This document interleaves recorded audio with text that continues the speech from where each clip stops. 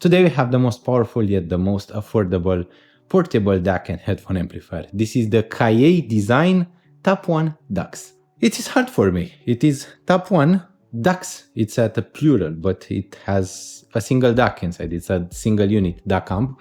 Also, it's more of a headphone amplifier. That's where the emphasis lies. So let's see what's up with the Kaei design. This is what people have been calling the most powerful entry-level headphone amplifier. The reason they're doing this is because it can drive most headphones under the sun, including, this is the Dunklark Audio Expanse. The frequency response is expanded, the soundstage is expanded, and the power needed to drive them, it's comically high. This is likely the hardest to drive headphone that I have right now. TAP1-DACs has enough power for them, but it's not really made for them because the headphones are $4,000 while TAP1-DACs is $300. This is made for headphones which are hard to drive but can't reasonably be driven out of most portable DAC amps, like HiFiMan Aria Organic, HiFiMan Ananda Nano, even HiFiMan Headphone 1000 SA or Headphone 1000 Special Edition. Those are where perfection lies with the TAP1-DACs. This is a pretty solid unit, one of the most solid DAC amps that I've seen. It doesn't have any kind of fit, so it likely would scratch, but in my experience it doesn't. When I place it on my desk it doesn't scratch, so very good finish, I would say. At the back we have so many connectors and selectors, it's insane. And actually it's insane in a good way, I like this. So we have the power input, which is for their own power delivery, which I don't have. The company shipped this without the power delivery, so I don't know how it affects sound. I would suspect that it improves the sound. We have the attenuation between -6 and 0 decibels. The attenuation basically allows you to get a lower volume. And it's a good idea because it lowers the gain as well. So you hear less gain hum, you hear less background noise, and the sound is a bit cleaner. We have a bypass tube stage. So the design is what I would consider desktop grade, even though it's portable and affordable. It has a DAC, or two DACs rather, which are CC43131. Also, it has a tube pre-stage, which is not new tubes. This is actual tubing, which is crazy. Out of multiple reasons actually, because first off, it's very hard to implement. Second, I would have expected it to get much hotter. It doesn't get quite that hot. It runs quite cool. The tubes will burn in time and you'll have to desolder the old ones and solder new tubes if you will want to keep using the tube preamplifier.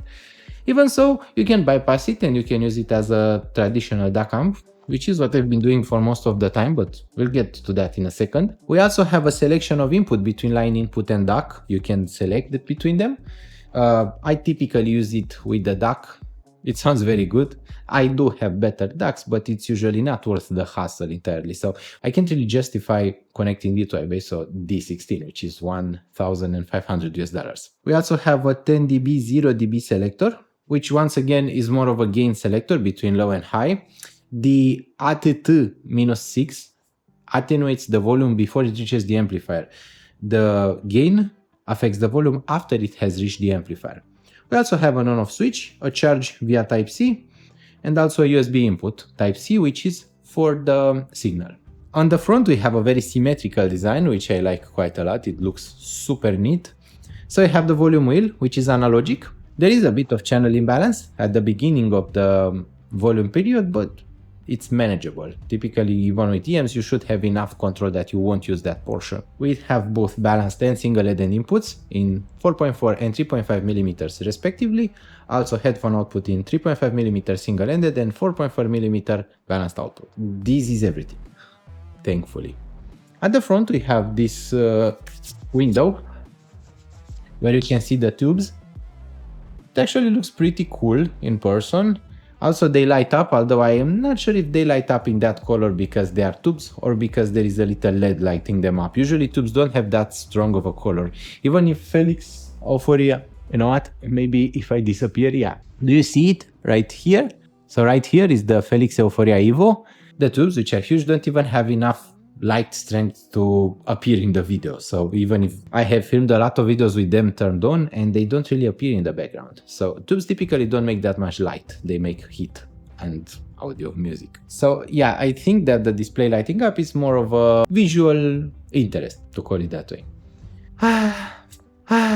With that out of the way, I have noticed no USB DAC delay, everything works perfectly, the microphonic effect is reduced slightly. Happily I have experience with everything, so I can relay you some pretty useful information from the audiophile world. I am happy about it because I did not have this experience until a couple of years ago, so I know how hard it is to find answers to very specific questions. Here we have iBasso PB5 Osprey. This is also a tube amplifier, portable, and priced at $1,500 US. The difference is that with the PB5 you hear the microphonic effect of the tubes, which means that if you hit it, you'll hear a ping. That's how it sounds, the tube microphonic effect on a portable headphone amplifier. Also, when music is playing, there's like a tailing of each loud noise which has this ping.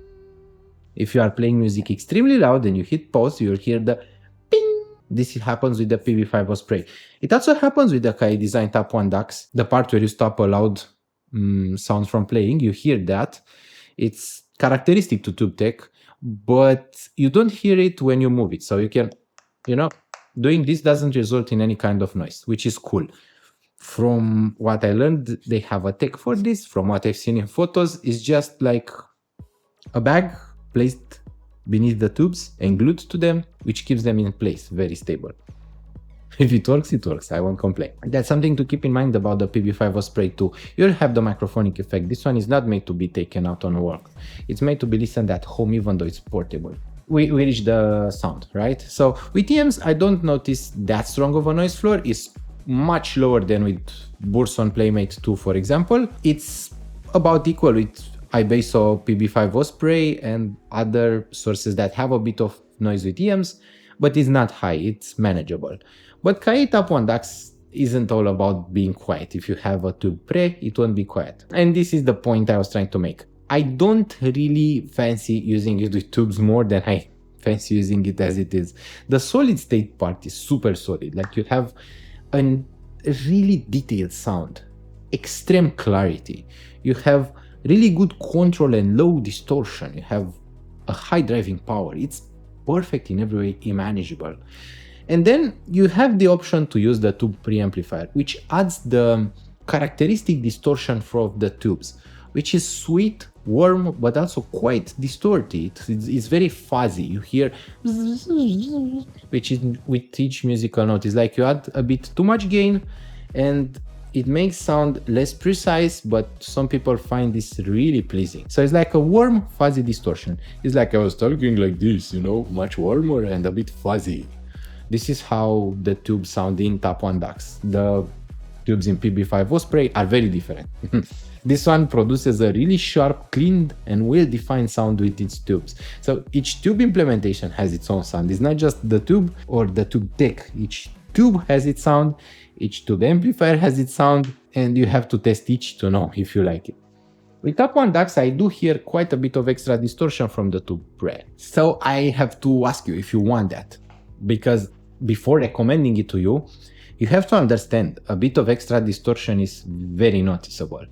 And I like it sometimes with certain music, with rock, or when there is natural distortion to begin with, for example, very loud EDM, but with other music it's a bit distracting. So it's a flavorful thing, very flavored, very specific, but as a DAC amp, if you ignore the fact that it has that tube pre, it's one of the most controlled DAC amps that I know of in this price range. In fact, it's the only one that has this much driving power. I was thinking about comparing it to something else, but the only one that really comes to mind is FiiO Q15. And FiiO Q15 is also brilliant. They compare favorably for both. TAP1-DACs is $100 cheaper, so it's about a quarter cheaper of the price. It's a bit more punchy and a bit more dynamic, while FiiO Q15 is a bit colder, more linear, sharper, and just, perfectly straight. It really defines sound straightforward. While TAP1-DACs is a bit more romantic, it's a bit more mellow, gentle, rich, and refined. It's a different presentation that gives you a different feeling. TAP1-DACs is always a bit enthusiastic, it's a bit nostalgic. It brings you that bit of magic in your life, while FiiO Q15 is like a really precise engineer. It extracts everything, it renders everything, and it makes everything as clear as possible. two very different approaches to sound. TAP1-DACs is much more similar to iBass or PB5 Osprey, but PB5 Osprey is 5 times more expensive and also sounds different. So there is space for improvement always in every single device. TAP1-DACs just has that extreme price-performance ratio. I can't really emphasize enough what an extreme price-performance ratio feels like. TAP1-DACs is $300 and it can drive most headphones, really well. While iBass or PB5 is $1,500 and does that. TAP1-DACs really opens up a world of pleasure and happiness for those who can't afford more. And that's where the magic lies with it. If you want to hear something that's truly magical and special, and if you don't have the budget to purchase some of the flagships, typically you wouldn't have anything. This fills in a space which was left open, especially nothing with a tube pre, with a lot of power on the headphone amplifier and a high quality DAC. The DACs are the same as found in many other high quality products, so it's a good product. Overall, it's a really good and really strong product, really well made. The sonic impression is that it's a bit warm, especially when you're using the tube pre, but even without it. It's a bit warm, very punchy, detailed, extremely loud. It gets loud really easily and it sounds a bit loud, so the gain is all there. Natural soundstage, it isn't too big, but it's also not narrow. It's a pretty natural soundstage. Good instrument separation, very good stereo imaging and layering. You get a pretty natural overall presentation. There is no strong treble roll-off, no bass roll-off. In fact, the bass is on the natural side. It's not very deep, but it's not rolled off either. It's very natural. The mid-range sounds magical. It's really detailed. It has a vivid presentation with a very strong detail and contrast, while the treble is sharp, edgy, and has a ton of energy, especially with rock, with EDM, with pop. You will hear that energy. Overall, Kaei designed TAP1-DACs is the first product that I'm reviewing from the company. It seems to be a new and a small company, and I really hope that they will continue doing what they're doing. It's bringing happiness and magic into the lives of music lovers who are tight on the money. So I really hope that my video review is helpful to you. I hope that if you decide to go for the Kaei TAP1-DACs, you'll have fun, and I hope you'll subscribe to Audiophile Heaven, like this video if you are having fun, and thank you so much for watching. I hope we'll see each other really soon. Bye bye!